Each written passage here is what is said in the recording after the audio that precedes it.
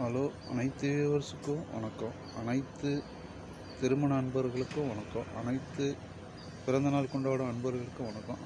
அனைவரும் நலமுடன் வாழ ஆண்டவனை பிரார்த்திக்கிறேன். இன்று நாம் சொல்லக்கூடிய ஒரு செய்தி நற்செயல்.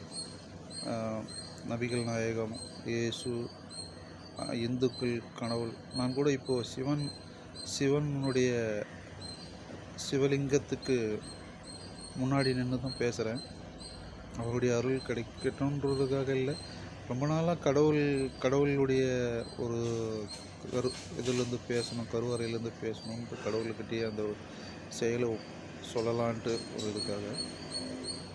அதாவது நாம் பிறந்தது முதல் இறந்து நம்மளை நல்லடக்கம் செய்கிற வரைக்கும் ஒரு சில காரியங்களை நற்செயல்களாக சொல்கிறாங்க. அது என்னென்னு கேட்டிங்கன்னா, மரம் நடுவது. மரம் நட்டோம்னா அது வளர்ந்து அது பயன் தரும் காலம் வரைக்கும் அது செய்கிற அந்த தர்ம பலன் நம்மை அடையும்னு சொல்கிறாங்க, நம்ம சந்ததியை அடையும்னு சொல்கிறாங்க. அதுக்கப்புறம் நீரை வீணாக்கக்கூடாது. அந்த நீர் அது ஒரு நற்செயல். அது மகாலட்சுமியினுடைய ஒரு சுரூபம் நீர்னு சொல்லுவாங்க. நீர் பூமி, அதனால் நீரை வீணாக்கக்கூடாதுன்னு சொல்லுவாங்க. அதுக்கப்புறம்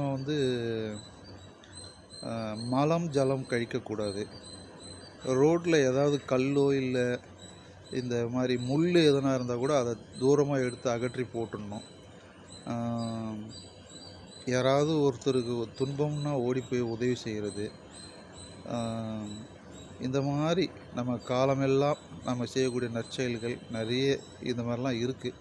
அந்த நற்செயல்கள்லாம் நாம் செய்யணும் அப்படின்னு சொல்லிட்டு, அதே போல் நம்ம மனதாலும் செயலாலும் நன்மைகளையே நினைக்கணும், நல்லதையே நினைக்கணும் அப்படின்னு சொல்லிட்டு எல்லா கடவுளும் சொல்கிறாங்க. அதனால் நல்லதே செய்வோம், நல்லபடியாக இருப்போம்னு சொல்லி இதில் நபிகள் நாயகம் கூட ஒரு இதில் சொல்கிறாரு. அவர் எல்லா நற்காரியங்களும் மனித வாழ்க்கை, மனிதனை பற்றிய அன்றாட செயல்கள் எல்லாம் சொல்லியிருக்காரு.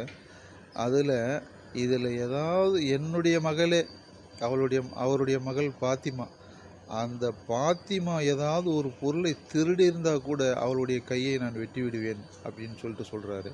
அந்த அளவுக்கு அவர் ஒரு